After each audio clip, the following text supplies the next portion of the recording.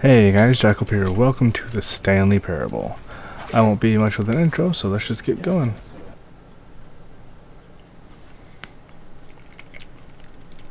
This is the story of a man named Stanley.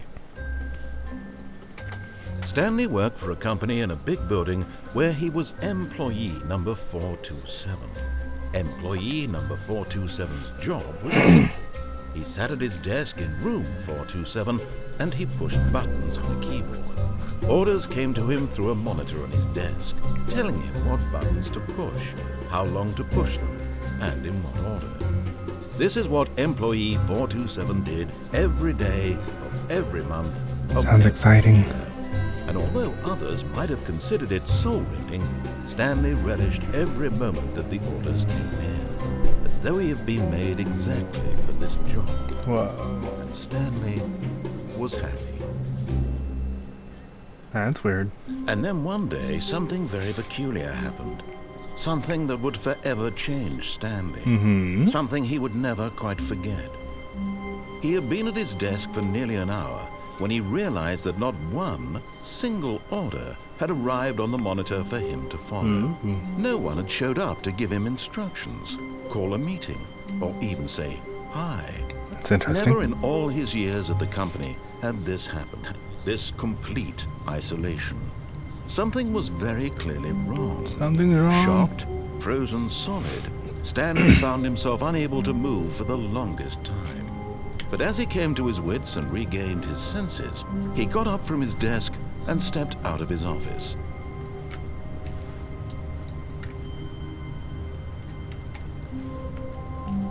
Did I say I hate Mondays?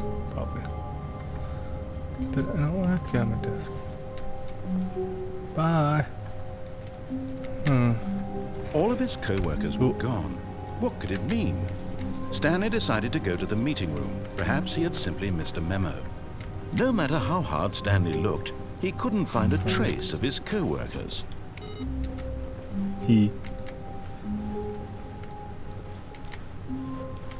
Papers everywhere. Hello?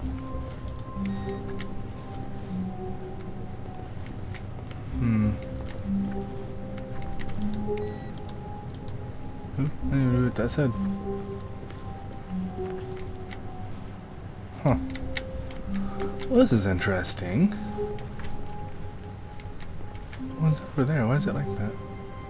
That's weird. When Stanley came to a set of two open doors, he entered the door on his left. Okay, game. I'll play by your rules this time.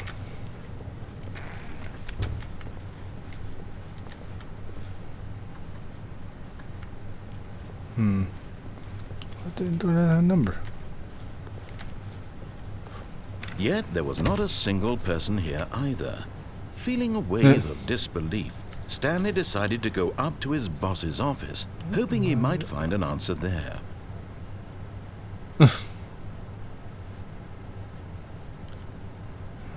Stripes. Requires more research. Blow on the text. Calm, productive work environment. Quarter view. Someone get in the way. Oh, someone get in the way. Ooh, it looks like it's been going downhill. Monetize, free to play. Monetize, that wouldn't be nice. Time to go. Broom closet. Oh. Stanley stepped into the broom closet, but there was nothing here, so he turned around and got back on track. Wait, I could have been opening up all those doors? Oh, man. Coming to a staircase, Stanley walked upstairs to his boss's office. Okay. Oh.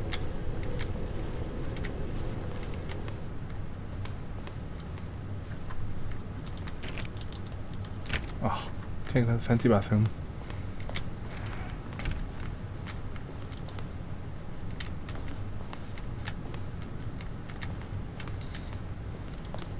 Oh. Whoa.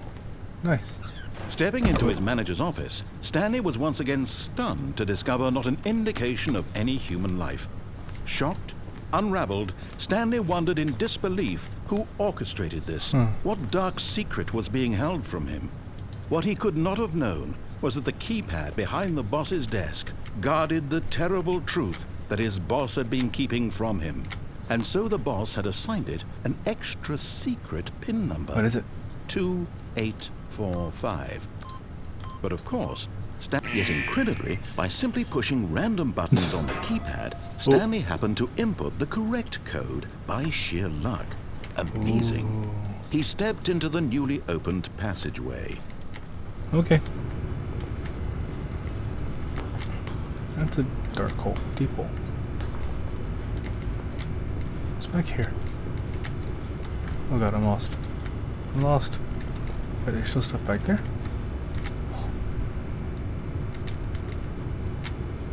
Where am I going? Oh, okay, I'm back. Down.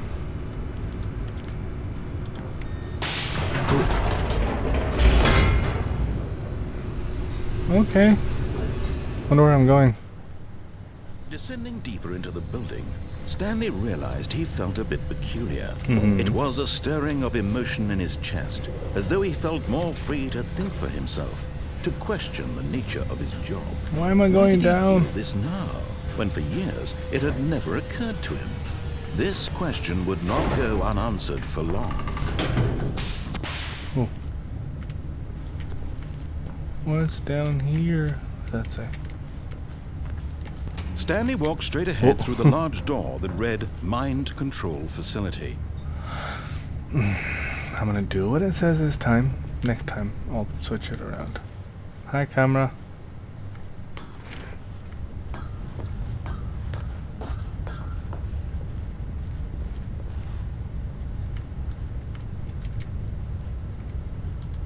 Push the button. The lights rose on an enormous room packed with television screens. What horrible secret did this place hold? Stanley thought to himself. Did he have the strength to find out? Yeah.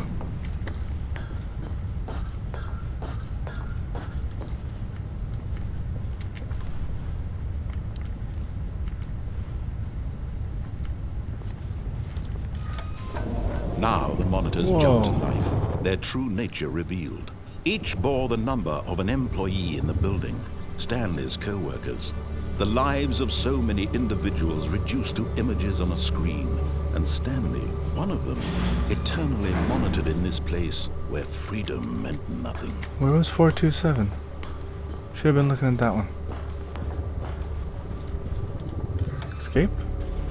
This mind control facility, it was too horrible to believe. It couldn't be true. Had Stanley really been under someone's control all this time? There I am. Was this the only reason he was happy with his boring job? Yeah. That his emotions had been manipulated to accept it blindly? No.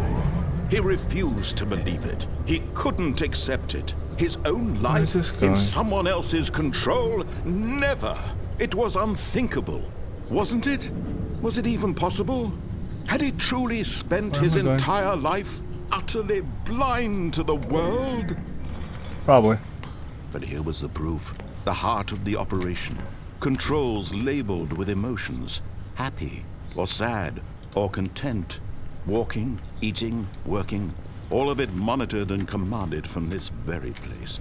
And as the cold reality of his past began to sink in, Stanley decided that this machinery would never again exert its terrible power over another human life. For he would dismantle the controls once and for all. Okay. How would I do that? Facility power.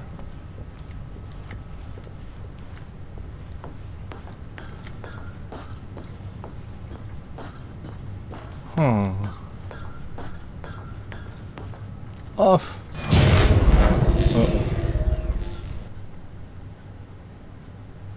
Uh-oh.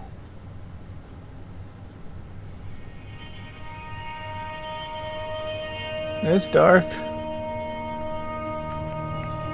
Blackness and a rising chill of uncertainty. Was it over?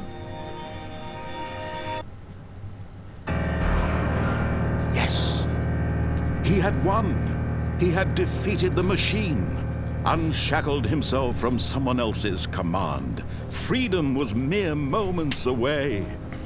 And yet, even as the immense door slowly opened, Stanley reflected on how many puzzles still lay unsolved. Where had his co-workers gone? How had he been freed from the machine's grasp? What other mysteries did this strange building Probably a hold? lot. But as sunlight streamed into the chamber, he realized none of this mattered to him. For it was not knowledge or even power that he had been seeking, but happiness. God, that is Perhaps his goal had not been to understand, but to let go. No longer would anyone tell him where to go, what to do, or how to feel. Whatever life he lives, it will be Ooh, his. pretty. And that was all he needed to know. It was perhaps the only thing worth knowing. Stanley stepped through the open door. Okay. Stanley felt the cool breeze upon his skin, the feeling of liberation, the immense possibility of the new path before him. This was exactly the way, right now, that things were meant to happen. And Stanley was happy. Yay.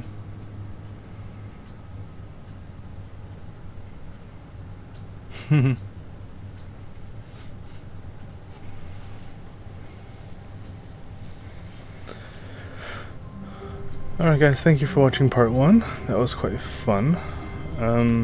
What is this? All of his co-workers were gone. What well, could it mean? We'll be back to this Stanley later. Thank you decided for to watching go the to first part. meeting room. Perhaps he had Quiet sent Mr. narrator. Memo. Oh, excuse me. Thank you for watching, guys. Hope you enjoyed it. This will be the first part of I don't know how many. I'm going to try to get all the parts in. But again, thank you for watching. Hope you enjoyed it. Leave a like, leave a fave, and bye, guys.